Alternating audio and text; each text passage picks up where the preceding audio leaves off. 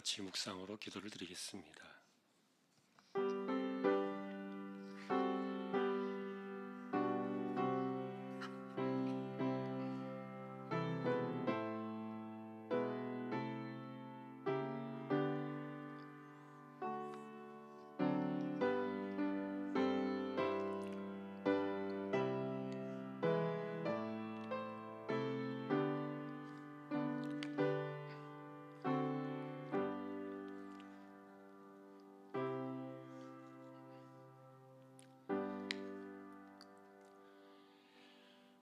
내가 은혜 베풀 때에 너에게 듣고 구원의 날에 너를 도왔다 하셨으니 보라 지금은 은혜 받을 만한 때요 보라 지금은 구원의 날이로다.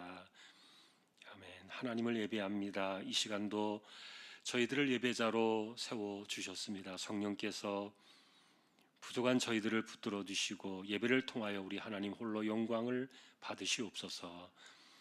예배의 시종을 의탁하오며 존귀하신 예수 그리스도의 이름으로 기도하옵나이다. 아멘. 214장입니다.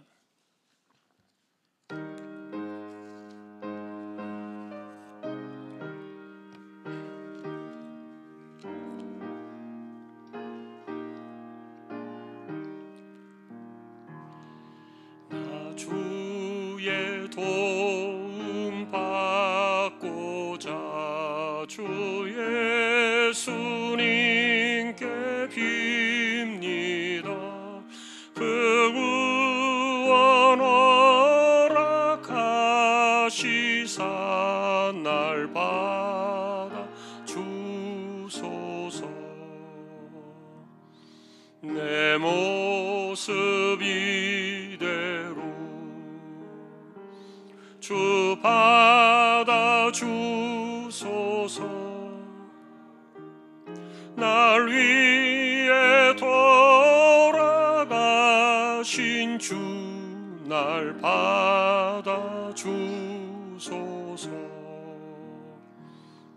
큰 죄에 빠져 영죽은 날 위해 피 흘렸으니 주 형상대로 빚으사 날 받아 주소서.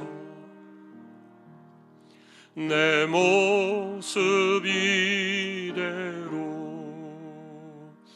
주 받아 주소서. 날 위해 돌아가신 주 날 받아 주소서. 내 힘과 결심 약하여 늘 깨어지기 쉬우니 주 이름으로 구원해 날 받아 주소서. 내 모습 이대로 주 받아 주소서. 날 위해 돌아가신 주 날 받아 소서. 내 주님 서신 발 앞에 나 꿇어 엎드렸으니 그 크신 역사 이루게 날 받아 주소서. 내 모습 이대로 주 받아 주소서. 날 위해 돌아가신 주 날 받아 주소서. 아멘.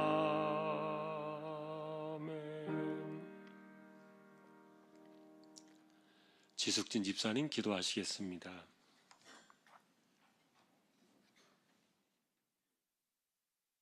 우리의 길과 진리와 생명이 되시는 주님, 이 시간 예배의 자리로 나오게 하심을 감사드립니다. 주님의 십자가 보혈로 우리를 대속하여 주시고 생명의 길로 인도하시는 여호와 하나님께 감사와 찬송과 영광을 드립니다. 주님의 마음 본받지 아니하고 우리의 아집과 고집으로 다른 사람의 마음에 상처를 주는 우리의 죄와 허물을 이 시간 용서하여 주시기를 기도합니다. 세상은 전쟁, 기근, 전염병으로 힘들고 어려운 여정을 지나가고 있습니다. 이 환난 가운데에서 두려워하지 않고 우리의 심령이 메마르지 않도록 주님께서 보살펴 주시고 이 모든 어려움을 잘 견딜 수 있도록 믿음과 소망과 평강의 은혜를 더하여 주시기를 기도합니다. 우리 성도들 가운데 육신의 약함과 마음의 병든 자, 세상의 짐으로 지친 자들의 아픔을 주님 위로하여 주시고 그들의 눈물을 마르게 하셔서 회복과 치유로 평화를 갖기를 간구합니다. 이 시간 말씀 전하시는 담임 목사님, 성령의 능력으로 붙들어 주시고 생명의 말씀으로 우리의 영혼을 깨우쳐 주시옵소서. 세상 속에서 구별된 자로서 하나님의 영광을 선포하며 존귀한 자로 살게 하여 주시옵소서. 항상 마음과 생각을 지키시고 평강의 길로 인도하시는 예수님의 이름으로 기도드립니다. 아멘.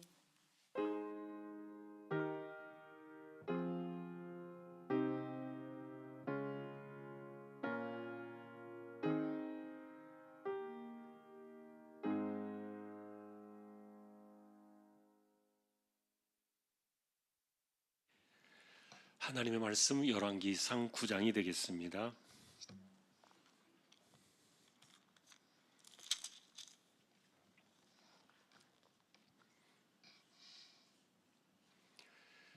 열왕기상 9장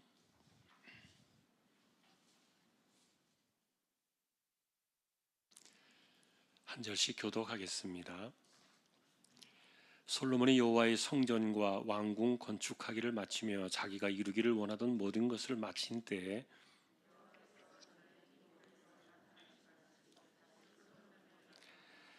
여호와께서 그에게 이르시되 내 기도와 네가 내 앞에서 간구한 바를 내가 들었은즉 나는 네가 건축한 이 성전을 거룩하게 구별하여 내 이름을 영원히 그곳에 두며 내 눈길과 내 마음이 항상 거기에 있으리니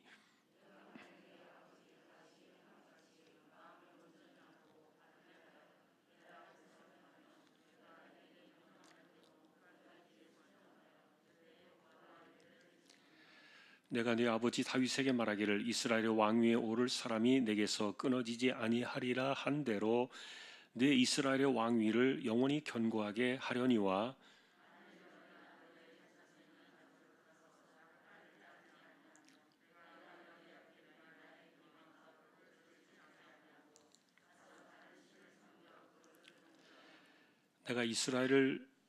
내가 그들에게 준 땅에서 끊어버릴 것이요 내 이름을 위하여 내가 거룩하게 구별한 이 성전이라도 내 앞에서 던져버리리니 이스라엘은 모든 민족 가운데서 속담거리와 이야기거리가 될 것이며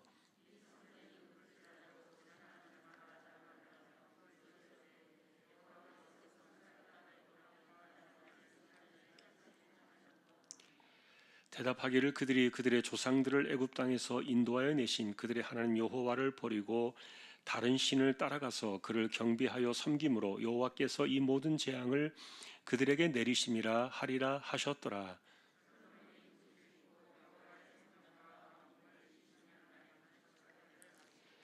갈릴리 땅의 성읍 20곳을 히람에게 주었으니 이는 두로왕 히람이 솔로몬에게 그 온갖 소원대로 백향목과 잣나무와 금을 제공하였음이라.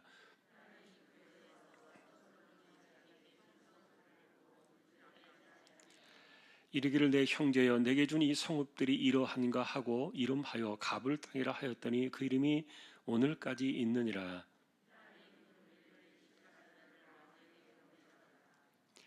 솔몬 왕이 역군을 일으킨 까닭은 이러하니 여호와의 성전과 자기 왕궁과 밀로와 예루살렘 성과 하솔과 무기또와 게셀을 건축하려 하였음이라.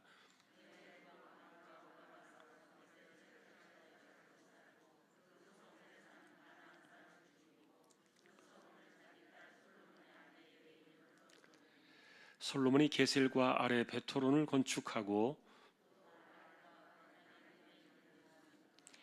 자기에게 있는 모든 국고 성과 병거 성들과 마병의 성들을 건축하고 솔로몬이 또 예루살렘과 레바논과 그가 다스리는 온 땅에 건축하고자 하던 것을 다 건축하였는데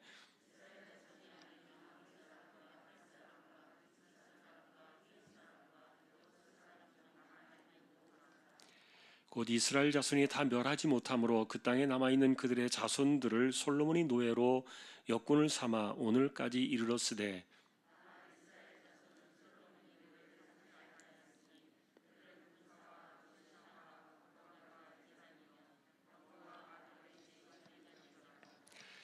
솔로몬에게 이를 감독하는 우두머리 550명이 있어 일하는 백성을 다스렸더라.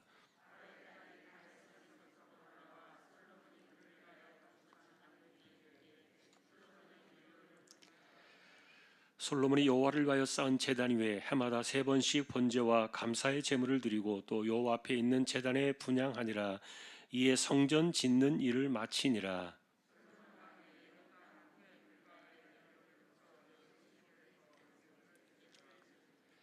히람이 자기 종 곧 바다에 익숙한 사공들을 솔로몬의 종과 함께 그 배로 보내매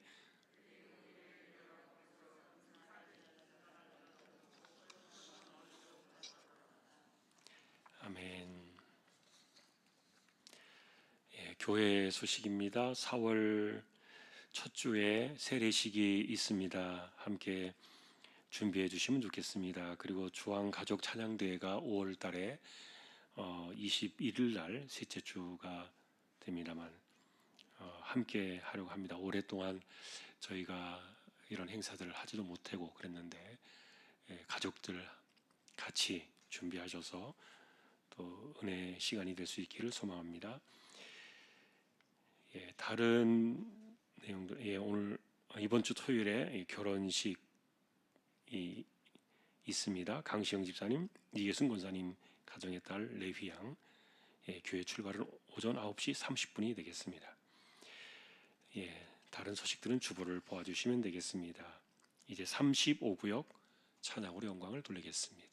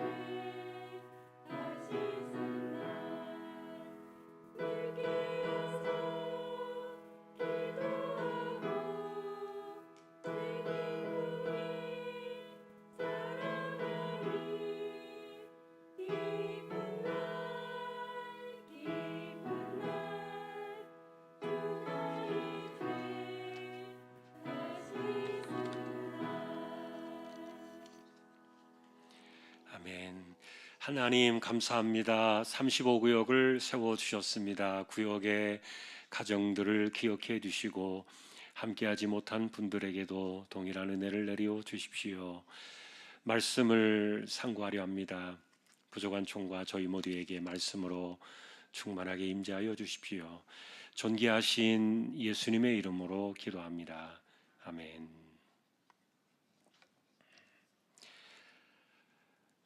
솔로몬의 그 건축 사역들 그게 20년에 걸쳐서 일어났다 그랬는데 이게 끝난 것 같은데 또 있고 또 있고 계속 이렇게 반복되어진 그 사역들을 우리가 이제 보는 겁니다. 그 뒤에 이어진 사건들은 뭐냐면은 병거성, 그다음에 곡식 가두는 뭐 창고, 그다음에 군인들을 위한 뭐 숙소 아니면은 또 다른 어떤 그 나라를 방비하기 위한 그 성벽 이런 것들을 많이 건축을 하는 거예요. 다행히 이제 성전과 이 왕궁을 짓고 난 이후에 나머지 건축 사역들은 이스라엘을 동원하지 않고 그 가나안 땅에 쫓아내지 못한 채 살고 있었던 그 현지 원주민들이죠. 그들을 노예로 삼아가지고 그들을 대신 데려다가 이제 공사를 시킨 것은 그나마 잘한 부분 중에 하나라고 보여지는데, 그런데 이제 여러분들이 이게 성경을 쭉 보시면 이게 사실은 왕궁을 지은 건지 성전을 지은 건지 아니면은 다른 어떤 그 군사적인 방비를 한 것인지 사실은 헷갈리는 그런 부분들이에요. 그런데 성경은 다 이렇게 그냥 덮어버리는 겁니다. 다른 것들은 다 집어치우고 그냥 성전, 오직 그거 하나만, 그걸 중심으로 계속 이 시간을 끌어가는 거예요. 13년 동안 왕궁을 지었을 때 걸린 시간이나 그 이후에 일어난 시간들도 이걸 그냥 다 성전을 지었던 성전과 관련된 것들만 이렇게 이야기를 해주고 나머지는 그냥 가능하면 이야기하고 싶지 않은 그런 부분들로 성경이 이렇게 소개되는 것을 볼 때 확실히 그 당시에 이스라엘 백성들이나 그리고 그 이후에 이 솔로몬의 업적들을 바라보는 사람들의 입장에서도 좋지 않았다, 그 마음에 좀 불편했다, 이제 그런 것들을 이제 여실히 드러내주죠. 자, 그런데 이제 오늘 우리가 보신 이 처음에 9장을 열면은 하나님께서 다시 오셨잖아요. 하나님께서 처음에 오셨을 때 그것은 기브온 산당에서 솔로몬이 1천 번제를 드렸을 때예요. 그때 하나님은 정말 그 솔로몬의 중심에 감동을 하신 것 같아요. 그래서 그에게 큰 복을 주셨죠. 지혜를 주셨고, 그리고 그가 구하지 않았던 부와 그리고 영광과 그리고 장수의 복, 이런 것까지 다 주셨단 말이에요. 그래서 이제 이번에도 두 번째 나타나셨을 때 하나님이 또 무슨 복을 주시려 그러나, 사실은 그런 기대감이 있어요. 이전에 하나님 주신 복이 있기 때문에. 그래서 이번에는 하나님께서 솔로몬이 과연 받을 복이 또 있나? 이렇게 생각이 들 만한 그 정도 사람 아닙니까? 그 정도로 복을 많이 받은 사람이에요, 이미. 그런데 하나님께서 또 이번에 성전 건축하고, 아마도 이것은 봉헌 예배가 끝나고 난 이후에 나온 사건이 아닌가. 그러니까 시간이 좀 이렇게 약간 좀 뒤죽박죽 되어져 있는 것은 아까도 말씀드렸던 것처럼 왕궁이나 기타 어떤 그 건축물들을 짓는 시간들은 이 자꾸만 가리고 싶은 거예요. 그래서 성전 건축을 중심으로 이야기를 이렇게 계속 펼쳐나가는 것들을 보게 되는데, 자, 그런데 이제 어쨌든 중요한 것은 두 번째 하나님이 오셨단 말이에요. 얼마나 기대가 되겠습니까? 하나님께서 직접 오셔서 솔로몬에게 또 말씀하시니까. 그런데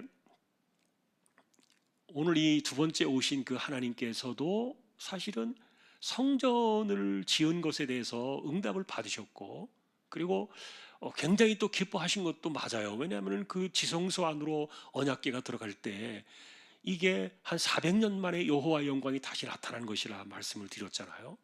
지성소에 영광이 가득 찬 것은 모세 시대 이후에 그 이후로 처음이었는데, 그래서 하나님도 굉장히 기뻐하셨고, 그리고 이 지은 성전에 하나님의 이름을 영원히 두시겠다, 그렇게 약속하신 것도 분명히 맞고요. 그런데 상당히 어두운 그런 그 경고와 같은 그런 이야기를 오늘 두 번째에서는 하나님께서 주셨어요. 그것은 뭐냐면은 다윗이 행하던 것처럼 그렇게 하면은 이런 모든 것들이 그대로 이루어지겠지만, 그러나 다윗의 길로 따라가지 아니하고 다른 길을 걸어가면, 하나님을 떠나게 되면은, 그러면 이 성전이고 뭐고 없다, 다 끝났다 그때는. 그리고 내 백성도 필요 없다, 그때는 다 버릴 거다. 그러니까 지금 이제 막 성전을 지어가지고 막 영광 가운데 이 봉헌 예배를 드리고 막 시작해야 될 이런 때 하나님께서 이렇게 두 번째 나타나셔서 정말 좋은 축복의 응답을 주시는 줄 알았는데 찬물을 쫙 끼얹으신 거예요. 그러니 핵심은 뭡니까? 사실은 사람들이 이렇게 눈에 보이는 건물, 이런 것들을 가지고서 혼동을 일으킬까 봐 하나님께서 그것을 차단하신 거예요. 우리가 이 성전을 지으면서 그 이야기를 했습니다만, 이렇게 우리가 눈에 보이게 아름다운 성전을 지어주었으니까 우리가 할 도리는 다 했다, 이제 하나님은 우리에게서 떠날 수 없을 거다, 이 성전이 있는데 어떻게 하나님은 우리를 떠나실 것이며 우리에게 어떻게 복을 내리시지 않을 것인가, 이 성전이 모든 것을 말해줄 것이다 라고 생각하는 그런 것에 대해서 하나님은 그것을 선을 그으신 거예요. 자, 그런데 우리가 이제 이 내용들을 주목해 볼 때 여러분 다윗을 한번 생각해 보세요. 다윗이라는 사람이 정말 하나님의 계명과 규례를 온전히 지킨 사람일까요? 뭐 일반적으로 우리가 다윗의 삶을 들어가서 보면은 그의 집안 자체가 뭐 정말 콩가루 집안이라고 말할 정도로 얼마나 엉망이었습니까? 그 오죽하면은 아들이 아버지를 죽이려고 했겠냐고요. 그리고 서로 간에 이 다음에 아직도 다윗이 이야기도 안 했는데, 내정하지도 않았는데 자기들끼리 이 왕권을 차지하려고 서로 형제들 간에 죽이고, 그리고 또 형제들 간에 불미스러운 일들이 일어나가지고 또 자기 같은 그 형제들을 죽이게 되는 이런 일들이 막 비일비재하게 일어났잖아요. 그래서 다윗의 그 가정의 살을 보면은 이분이 정말 제대로 하나님의 뜻과 규례를 따랐나? 그런데 하나님은 평가가 다른 거예요. 어디든지 이 500년 이 유다의 왕국의 역사를 이야기할 때 다윗의 길이라고 이야기해요. 다윗의 길로 가면. 그래서 이 사람이 기준이 된 거예요. 다윗의 길, 다윗의 길. 그러는데 여러분, 그래서 우리가 하나님께서 보시는 그 마음의 이 행시, 이 중요한 것은 뭐냐면, 우리가 출애굽기로 돌아가서 보면은요, 여러분, 하나님을 사랑하고 그 규례를 지키는 자, 그러니까 나를 사랑하고 나의 규례를 지키는 자는 내가 은혜를 천대까지 베풀겠다, 그 약속이 나와요, 십계명 가운데. 우리는 그때 그 약속들을 지나왔습니다. 그 당시에 그 천대라는 말이 이게 이 세상에서 시간으로 따질 수 없는 그 시간이라 그랬잖아요. 그 천대라는 개념은요, 이 지상의 시간을 뚫고 천상으로 하늘까지 올라가는 시간이에요. 그 시간까지 하나님께서 그 사람에게 은혜를 베푸시겠다는 그런 약속이었는데, 그런데 그 내용들을 가만히 보니까 이게 중요한 것이 뭐냐면 하나님을 사랑하는 마음이에요. 하나님을 사랑하고 그 규례를 지킨다는 건데, 그런데 실제로 규례를 지킨다는 그 개념들이 온전하게 우리가 100% 지킬 수 있는 사람이 없어요. 지금도 우리가 그러지 않습니까? 그리스도 안에서 우리가 온전하게 죄사함 받고 살아간다 할지라도, 그리고 우리에게 완전한 새로운 피조물이 됐다고 이미 우리에게 선언을 해주셨을지라도 여전히 우리에게 옛것이 남아있잖아요. 예를 들면 여러분, 뭐 옛것이 지나갔다 이렇게 말하지 않습니까? 바울 사도가 새로운 피조물이 되었으니 이전 것은 지나갔다. 근데 이전 것이 남아있단 말이에요. 지금도 흔적이 있고 따라오고 그림자처럼 쫓아다녀요. 그래서 우리가 이런 내용들을 바라볼 때 하나님께서 보시는 그 중심은요, 그 사람의 마음이에요. 확실히 신앙은 우리의 마음속에 들어와 있어요. 그래서 사람들이 뭔가를 행함으로 인해서 하나님을 기뻐하시게 할 것 같은데, 이 솔로몬이 착각하고 있는 게 그거예요. 이런 성전을 짓고 뭔가 이렇게 업적을 쌓고 이러면은 하나님이 기뻐하실 것 같은 착각을 갖는 거예요. 그런데 하나님이 기뻐하시는 것은 이런 것에 하나님이 놀라지 않으세요. 눈에 보이는 것에 놀라지 않으세요. 사람이 정말 바벨탑 이상으로 높은 업적을 쌓아가지고 하늘에 닿을 만큼 그 공적을 쌓을지라도 하나님은 눈 하나 깜짝하지 않으세요. 그게 중요한 게 아니에요. 그건 뭡니까? 하나님을 향한 사랑하는 마음이에요. 하나님을 사랑하는 마음. 그러니까 다윗이 많이 부족해요. 허물도 있어요. 실제로 전쟁 때 사람도 많이 죽였을 뿐만 아니라 자기의 욕심을 채우기 위해서 밧세바를 뺏어오면서 우리아를 죽이기도 했잖아요.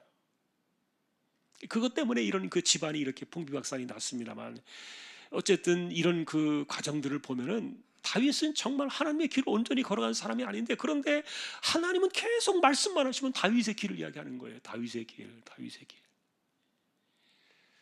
그래서 우리가 그런 것들을 생각해 봅니다. 하나님께서 우리에게 바라시는 것은 하나님 사랑하는 마음이에요. 이거는요, 자다가 깨나도 혹시라도 그것이 조금이라도 틀어지면 정신이 번쩍 날 정도로 그 마음의 중심에 하나님을 사랑하는 마음이 딱 박혀 있는 사람이에요, 다윗은. 그러니 하나님께서 사도행전에서도 그 기록이 나옵니다만, 후대의 사람들이 이 다윗을 평가할 때 뭐라 그랬습니까? 내 마음에 합한 자라, 이렇게 평가했다고 후손의 사람들이, 후대의 사람들이 다윗을 인식하고 있었잖아요. 근데 여러분 보십시오. 우리가 지나왔습니다만 다윗이 정말 하나님 마음에 합한 사람이에요? 도대체 뭘 보고 그렇게 말할 수 있겠어요? 그런데 이 다윗의 중심을 하나님은 보신 거예요. 그래서 출애굽기로 다시 돌아가서 이렇게 볼 때 그것은 하나님을 사랑하는 마음이었다. 여러분, 지금도 기독교 신앙이 똑같아요. 지금 오늘날 기독교의 신앙도요, 우리가 하나님의 나라가 우리 안에 들어왔다 그랬잖아요. 그래서 이 하나님의 나라가 우리 안에 들어왔다는 것은, 하나님의 관심은 세상이 아니에요. 우리 개인이에요. 한 영혼이 주께로 돌아오고, 한 영혼이 하나님의 자녀가 되고, 그리고 한 심령이 하나님의 자녀로 변화되어져 가는, 그리스도와 같이 닮아져 가는, 그리스도의 영광으로 날마다 변화되어져 가는, 그것에 하나님 나라의 포커스가 있는 거예요. 초점이 있는 거죠. 그러니까 사람이요, 아무리 위대한 일을 많이 하고, 우리가 아무리 많은 업적을 하고, 우리가 수많은 헌신과 봉사로 이렇게 하늘에 쌓을 만큼, 심지어는 내 몸을 불사르게, 그리고 온 재산을 다 갖다 바쳐서 이렇게 한다 할지라도 그것은요, 하나님을 감동시키지 못해요. 하나님을 사랑하는 마음이 없으면 그게 무슨 소용이 있냐고요. 지금도 똑같아요. 신약 시대도 우리가 인정을 받고 하나님을 감동시키는 것은 하나님을 사랑하는 마음이에요. 그러니까 다시 한번 또 이 다윗의 이야기를 꺼내면서 솔로몬에게 그것을 가르쳐 주는 것이요, 놀라운 거예요. 하나님께서 인식하시는 게 이 정도만 해라 그 말이에요. 다윗만큼만 해라.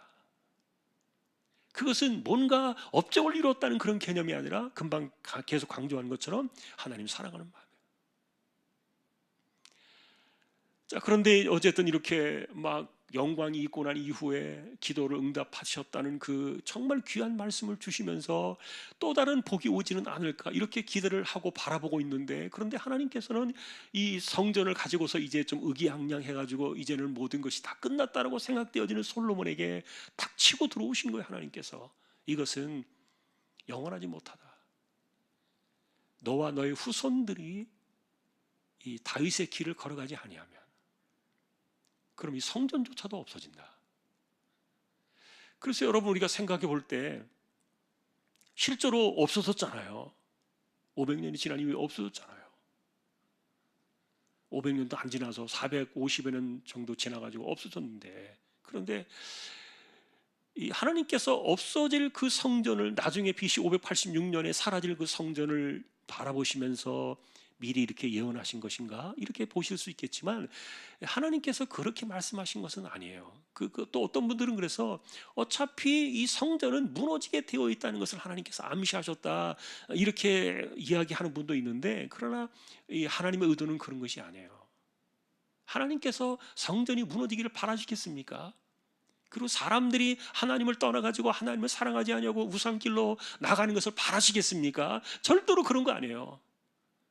그게 아니라 하나님을 사랑하고 하나님 중심으로 살아가는 이것이 더 소중하지, 이 건축물이 중요한 게 아니라.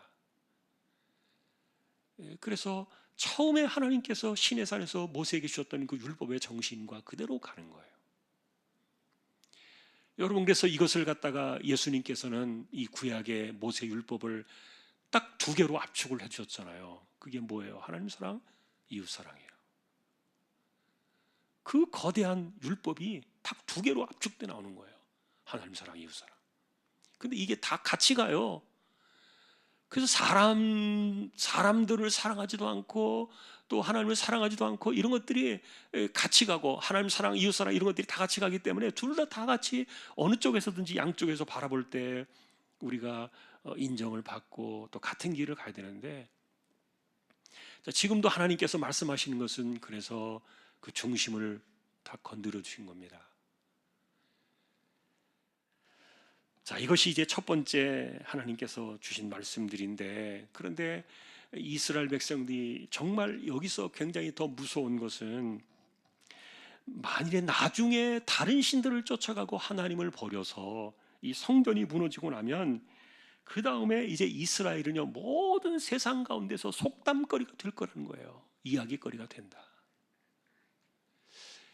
이 말을 이게 가만히 생각해 보니까 이것은 어쩌면은 586년 BC 586년 이후에 바벨론 포로로 끌려가면서 디아스포라 유대인들이 생겨나고 수많은 유대인들이 흩어지고, 그리고 또 심지어는 이제 우리가 예수님 시대 이후에요, 예수님의 그 부활 승천이 있고 난 이후에 AD 70년에 로마에 의해서 완전히 성전이 무너지잖아요. 지금까지 성전이 못 세워졌다 그랬잖아요. 2000년이 지나도록 성전을 세우지 못했어요. 사실은 지금도 그러면 하나님께서 내 집이 없어졌으니까 갈 곳이 없으십니까? 그게 아니에요. 지금도 하나님은 하나님을 마음으로 사랑하는 자들과 함께 하시는 거예요. 하나님을 사랑하는 자들과. 그래서 이스라엘이 만일에 이렇게 하나님을 떠나서 다른 신을 따라가면은 세상 사람들이 말하기를 뭐라고 말할 거냐, 저 사람들이 자기를 구원하신 그 하나님을 버리고 다른 신을 쫓아가더니 젖꼴이 났다, 이렇게 세상 사람들이 조롱을 할 거라는 그 이야기를 해주신 거예요. 자, 그래서 이제 우리가 이런 내용들을 바라볼 때 성전이 아름답게 지어지고 정말 봉헌 예배가 영광 가운데 잘 했음에도 불구하고 어쨌든 하나님의 그 마음 속에는 이들이 다른 데로 이렇게 마음이 삐뚤어 나가지 않을까, 잘못 인식하고 있지는 않을까, 그런 것들을 염려하셔서 첫 번째 이야기를 주셨어요.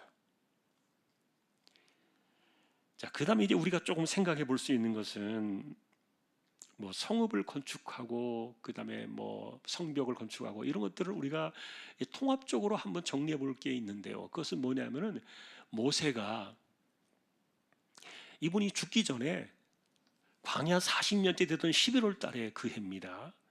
광야 40년이 끝나가던 11월 달, 한 달 남겨놓고 그때 모세가 죽잖아요. 11월 마지막 날에 11월 30일인가요? 그때 죽습니다. 그런데 죽기 전에 남긴 그 세 편의 설교가 신명기 아닙니까? 그런데 이 세 편의 설교 가운데 두 번째 설교인가요? 거기에 보면은 모세가 이런 이야기를 해요. 왕에 대한 이야기를 합니다. 혹시라도 가나안 땅에 들어가서 왕을 세워달라 해가지고 왕을 세우게 되면은 그 왕이 잊지 말고 기억해야 될 것이 있다. 그러면서 왕에 대한 이야기를 해요. 미래의 왕에 대한 이야기를 해주는데, 그때 왕이 기억해야 될 것은 뭐냐면은 첫째는 자기를 위하여 병거를 많이 두지 마라. 병마를 많이 두지 마라. 그러니까 군사를 많이 두지 말라 그래요. 그 다음에 아내를 많이 두지 마라. 그리고 은금을 많이 쌓지 마라. 이 세 가지 이야기를 해줘요. 모세가 그 이야기를 했는데, 그런데 지금 이제 시간이 지나서 솔로몬 때 여러분, 이 사람이 하나님의 지혜로, 하늘의 지혜로 최고의 지혜를 얻은 사람이잖아요, 솔로몬이.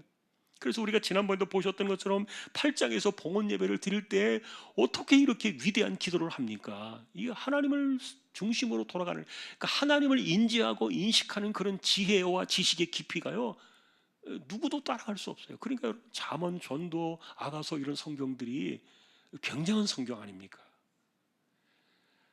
그런데 이렇게 이 지혜로운 이 사람이 자기를 위해서는요, 이걸 다 버린 거예요. 그래서 우리가 늘 그렇게 얘기합니다. 은혜를 은혜로 알고 써야지. 바울 사도도 우리가 올해 표로 삼은 은혜의 때요 구원의 날이로다라고 말하면서 이 표를 선포하기 전에 그 앞에 바울이 한 이야기가 있어요. 그것은 뭐냐면 은혜를 헛되이 받지 말라. 은혜를 헛되이 받지 마라. 그렇게 하지 않을 때 우리에게 은혜의 때가 찾아오고 그 다음에 은혜의 구원의 날이 찾아온다. 그런 이야기들을 선언해 주신 건데, 그런데 솔로몬이 지금요, 이게 정말 하늘의 지혜를 얻은 사람인데도 불구하고 자기를 위한 것에는 이렇게 성경에서 하나님 말씀하신 거 다 버렸어요. 지금 오늘 이 건축의 공사가 나온 게 이게 다 뭐 하는 거예요? 군사를 위한 건축을 하는 거예요. 하지 마라 그랬어요. 근데 여러분, 예를 들면 우리가 다윗이 노년에 60이 넘어가지고요, 60대 거의 후반의 사건이에요. 그때 60대 한 초반쯤 정도 되는 사건에 무슨 일이 있었습니까? 인구조사 사건 여러분 기억나십니까? 이거 뜬금없이 인구조사를 했잖아요. 그때 인구조사 해가지고 얼마나 다윗이 그 노년에 큰 그 곤욕을 치릅니까? 근데 여러분, 그 인구조사가 왜 잘못된 거예요? 그게 지금까지 하나님의 은혜로 살아오지 않았습니까?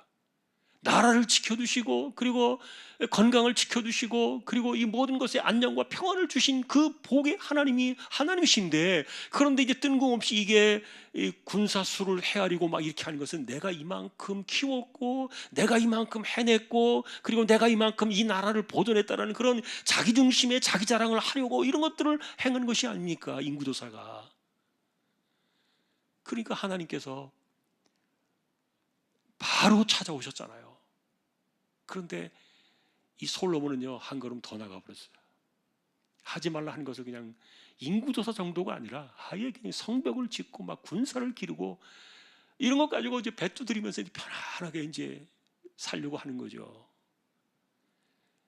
그리고 또 아내를 두지 마라 그랬는데 1000명을 뒀어요. 역사 속에서 이런 왕이 없어요. 1000명의 아내를 두고.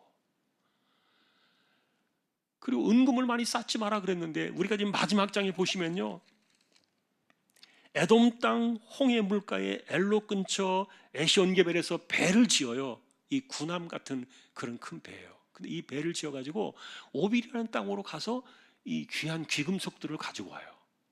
그러니까 쉽게 말하면 바다 무역까지 하는 거예요. 원래 이스라엘은 이 바다 무역을 할 수 있는 그런 사람들이 아니에요. 그 히람이라는 사람이 이 페니키아, 지금 페니키아죠. 이 두로 사람들이 원래 배 사람들이에요. 그래서 그 사람들이 배 능하고 멀리까지 지중해를 타고 왔다 갔다 하는 사람들인데, 그 사람들에게 이 홍해 그 바다 쪽에 있는 에돔 땅 그 홍해 쪽에 있는 거기에다가 그 배를 지어가지고 그 배를 가지고 이제 뭡니까? 그 바다 무역을 한 거예요. 바다 무역. 그래서 은금을 많이 얻어갔다 그렇게 나옵니다.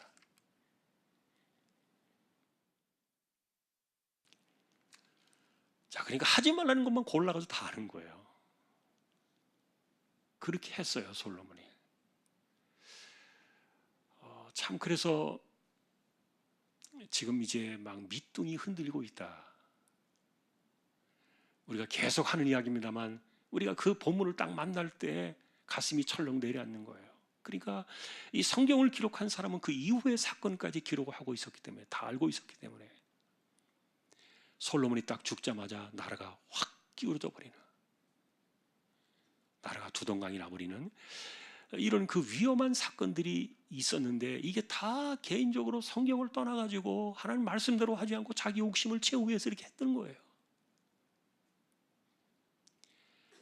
자, 여러분, 이러니 이제 이 사람이 나중에 돌아와가지고 무슨 성경을 쓰겠어요? 그러니까 나중에 예를 들어서 그래서 저는 전도서가 그 이후에 돌아온 성경이라고 생각해요. 젊은 날에 이렇게 자기를 위해서 다 돌고, 다시 말하면 세상에 해볼 것, 안 해볼 것 다 해보고, 그러니까 해 아래 새 것이었구나. 결국 하나님을 경외하는 것 밖에는 답이 없구나. 이래서 내놓은 성경이 아닙니까? 자, 우리가 이제 이런 그 모습들을 보면서 솔로몬의 이와 같은 그 왕궁, 솔로몬의 이 하나님 말씀을 지키지 않았던 그런 부분들을 우리가 보면서, 어쨌든 여러분, 인간의 삶의 가장 그 위험한 것은 잘 나갈 때 우리가 조심해야 될 것은요, 딱 멈출 때를 알아야 되는 거예요. 딱 멈출 때를 알고 서야 될 때를 딱 알아야 돼요. 그게 안 되니까 제가 오늘 주보에도 그 내용을 썼습니다. 이게 마치 고장난 풀의 그 차를 운전하는 것 같은 거예요. 이 나라에서 이 솔로몬의 이런 것을 막아낼 수 있는 사람이 아무도 없어요. 그 주변에 그에게 말해줄 수 있는 선지자도 없고요. 누구도 없는 거예요. 그러니까 이 사람은요, 누구도 막아낼 수 없는 이렇게 정말 자기를 위해서 역행을 하고 막 질주를 하고. 자, 오늘 뭐 9장의 내용들은 그런 내용들로 이렇게 차 있는데, 자, 그런데 이제 마지막으로 한 가지만 더 정리를 해본다면은 10절부터 14절에 나와 있는 아주 짤막한 구절인데요. 여기는 뭐냐면은 이제 공사가 다 끝나고 난 다음에 이 공사의 사실은 대부분은 두로왕 히람이 했어요. 두로왕 히람이 레바논의 목재도 대주고 기술자들도 보내주고 막 이런 것들을 한 것은 히람이에요. 그래서 이제 공사가 끝나고 난 이후에 마지막 이제 소위 말하는 이제 공사비 대금을 서로 이제 이렇게 거래하는 거예요. 다 결산하는 거예요. 주고받을 거 주고받는데, 그래서 솔로몬은 뭐 왜 그걸 받았는지 모르겠지만 어쨌든 금을 받았어요. 솔로몬이 금을 너무너무 좋아해요. 그래서 이 막 금이 막 돌덩이처럼 막 굴러다니면서도 그 금에 대한 욕심이 막 끝이 없는 거예요. 여러분, 120달란트를 이 히람에게서 받았는데 이 120달란트가 엄청나게 큰 돈이에요. 이게 금이요, 덩어리가 이게 장난이 아닙니다. 자, 그런데 솔로몬이 뭘 줬습니까? 솔로몬은 줄 게 없잖아요. 그러니까 갈릴리 북방에 있는 12개 성읍, 20곳 이걸 줬어요. 그런데 그 땅을 주니까 이 히람이 너무너무 기분이 좋아가지고 와서 이렇게 딱 시찰을 와서 보니까 이 땅들이 다 어떤 땅이에요? 쓸모없는 땅이에요. 그래서 이름을 뭐라고 붙였냐면 가불 땅이라 이렇게 했는데, 이 가불이라는 말이 쓸모없는 땅이라는 뜻이에요. 히브리 말로. 쓸모없는 땅 20개를 준 거예요. 자, 그러니까 실제로 어쨌든 이렇게 해서 계산이 끝난 거예요. 서류상으로도 계산이 끝난 거예요. 서로 이제 주고받을 거 없이 이제 다 끝낸 거예요. 그런데 이게 좋은 관계가 유지될까요? 지금 히람은 금 120달란트를 줬는데 솔로몬은 주는 척하면서 쓸모없는 땅 20개를 성읍을 딱 줬는데, 자, 이런 것 때문에 이제 관계도 좋아지지 않을 것은 뻔하겠죠. 나중에 좋지 않은 관계로 번져요. 이게 사람들이 절대로 이런 것들을 그냥 넘어가지 않아요. 자, 그런데 이제 우리가 여기서 뭐 히람의 그 감정이나 기분 이런 것들은 떠나서 우리가 한 가지 볼 수 있는 것은, 솔로몬이 지금 추구하고 영광을 누렸던 그 모든 것들은 예루살렘 중심으로만 반짝반짝 빛이 났던 거지, 그 예루살렘에서 좀 멀리 떨어진 이 갈릴리 북부 지역, 갈릴리 북부 지역 이쪽은요, 정말 너무 하늘과 땅 차이로 이게 차이가 큰 거예요. 옛날에 우리 시흥 땅이 가까이 있으면서도 굉장히 개발이 안 돼가지고 아주 어중간한 그런 지역이었잖아요. 그러니까 막 예를 들면 서울은 막 정신없이 발전하고 막 날아가는데, 그 옆에 있는 이런 거리 얼마 되지도 않는 이런 땅들을 돌아보지 않을 때는 이제 막 그런 지역, 그런 시간들이 사실은 있었던 땅이기도 한데, 그런데 어쨌든 솔로몬의 입장에서는 자신이 추구하고 누렸던 그 모든 영광과 부귀와 이런 것들은, 그 혜택 이런 것들은 그 땅에 전체로 퍼지지 않았다, 이런 것들을 보여준 사건이고요. 그런데 또 하나 중요한 것은 이 가나안 땅은요, 이방인에게 주면 안 돼요. 왜 안 되나요? 약속의 땅이잖아요. 이걸 줄 걸 줘야지. 그러니까 이 사람이 정신이 나갔어요. 어떤 걸 줘야 됩니까? 근데 어떻게 땅을 주냐고요? 하나님께서 이 주신 땅은요, 팔지도 말라 그랬고요. 그리고 절대로 이 땅은 약속의 땅으로 살아가야 될 그런 땅이란 말이에요. 그러니까 안식년, 희년 제도가 나오고 막 그랬던 거 아닙니까? 그 땅을 지키도록. 근데 이걸 갖다가 그 이방 사람인 두로 왕한테 이걸 홀라당 넘겨버려요. 자, 이런 것들이 나중에 이제 큰 영향을 미치기도 합니다만, 어쨌든 솔로몬이라는 사람을 지금 우리가 보는 거예요. 이런 부분들이요, 열왕기상의 기록자가 은근히 솔로몬의 이걸 드러내놓고 고발하고 있지는 못하지만 안 좋은 면들을 그냥 지나갈 수 없었기 때문에 이걸 건드리는 겁니다. 자, 이제 처음으로 우리가 다시 돌아와서 이 9장에서는 이제 뭐 여러 가지 건축, 그 성전 봉헌 이후에 일어나는 사건들을 쭉 이야기하고 있는 것 같지만, 그러나 핵심은 딱 앞부분에 있는 거예요. 하나님께서 두 번째 나타나셔서 솔로몬에게 이야기하셨던 거, 그거 전부예요. 다윗의 길로 가라.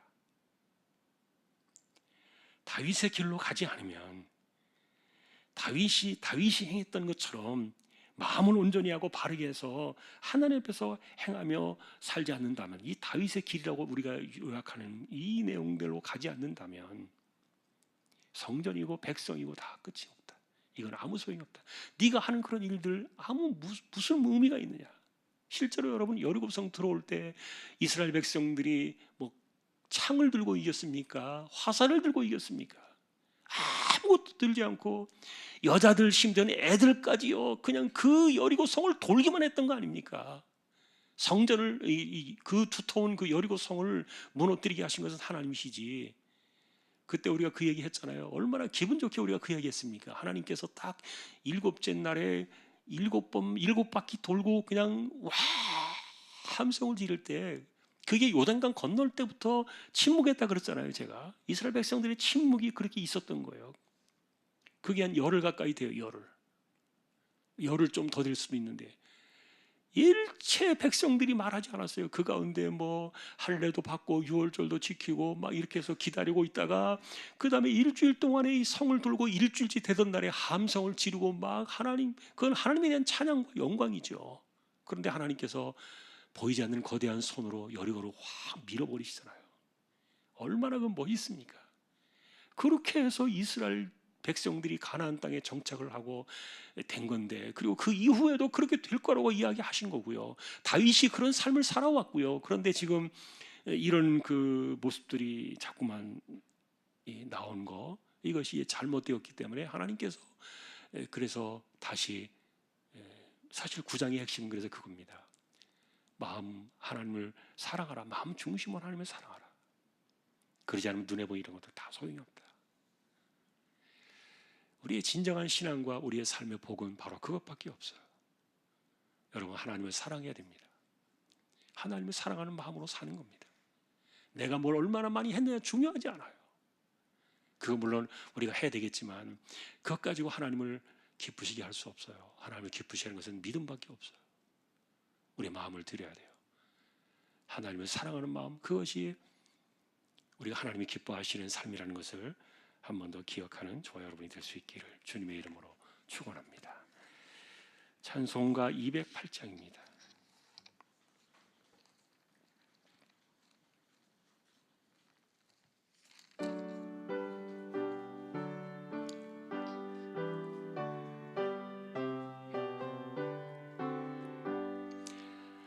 내 주의 나라와 주 계신 성전과 피 흘려 사신 교회를 늘 사랑합니다. 내 주의 교회는 천성과 같아서 눈동자같이 아끼사 늘 보호하시네. 교회 위하여 눈물과 기도로 내 생명 다하기까지 늘 봉사합니다. 성도의 교제와 교회의 위로와 구주와 맺은 것 늘 기뻐합니다. 하늘의 영광과 베푸신 은혜가 진리와 함께 영원히 시온에 넘치네.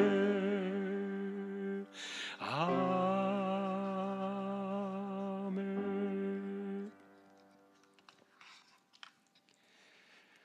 하나님께 기쁨이 되고 하나님의 나라에 영원히 빛나는 그런 삶은 믿음인 것을 기억하고 중심으로 하나님을 사랑하는 사람이 같이 하나님이 인정하시고 붙드시는 사람임을 오늘도 잊지 않는 우리 모두 되게 하여 주십시오. 눈에 보이는 인간의 손으로 지어진 업적들이 중요한 것이 아니라 하나님을 얼마나 사랑하는가, 그것이 영원토록 우리를 천대까지 이르게 하시는 은혜의 사람으로 세우시는 것임을 기억하며 우리 역시 마음 중심으로 하나님을 사랑하는 일에 최선을 다하고 마음을 다하고 온 심령을 다하여 하나님을 사랑하는 삶의 중심으로 이 세대를 살아가는 우리 모두 되게 하여 주십시오. 이재용 집사님, 최태경 청년, 신배한 집사님, 조인성 청년, 김한솔 청년, 백형래 집사님, 조말순 집사님, 이들을 의탁합니다. 병원 치료하는 이들이 있습니다. 암 치료받는 이들이 있습니다. 하나님 그 몸을 붙들어 두시고 긍휼의 은혜를 내리워 주십시오. 연세 많으신 분들 기력을 붙드시고 맑은 정신 총기가 흐려지지 않기를 원합니다. 교회 안팎을 지켜두시고 주일학교를 붙들어 두시며 또한 흩어져 살아가는 우리 믿음의 식구들 어디에서 무엇을 하든지 하나님을 사랑하는 마음으로 늘 승리하고 하나님이 붙드시고 또 하나님이 함께 하시는 그런 우리 모든 주왕의 가족들 되게 하여 주십시오. 선교지와 개척된 교회와 세우신 주님의 종과 또한 전쟁과 지진으로 고통을 당하는 이들도 하나님께서 긍휼의 은혜를 내려 주시고 이 땅 대한민국 불쌍히 여기셔서 혼란스럽지 아니하고 마지막 시대에 하나님의 사명을 감당하는 제사장 국가가 되도록 이 땅 대한민국을 긍휼히 여겨 주십시오. 우리 모두를 붙들어 주시고 또한 우리 역시 이 세대를 살아가며 하나님을 사랑하는 중심으로 승리하게 되기를 다시 한번 주님의 이름으로 간절히 기도하오며 우리에게 영원한 생명을 주시고 다시 오실 우리 주님 예수 그리스도의 은혜와 하나님 아버지의 사랑과 성령님의 감동, 위로, 인도, 교통, 충만하심이 하나님 사랑하는 그 신앙, 이것이 우리의 삶이 되기를 원하는 우리 모든 심령들, 조왕의 가족들 위해 이제로부터 영원까지 함께 있을지어다. 아멘.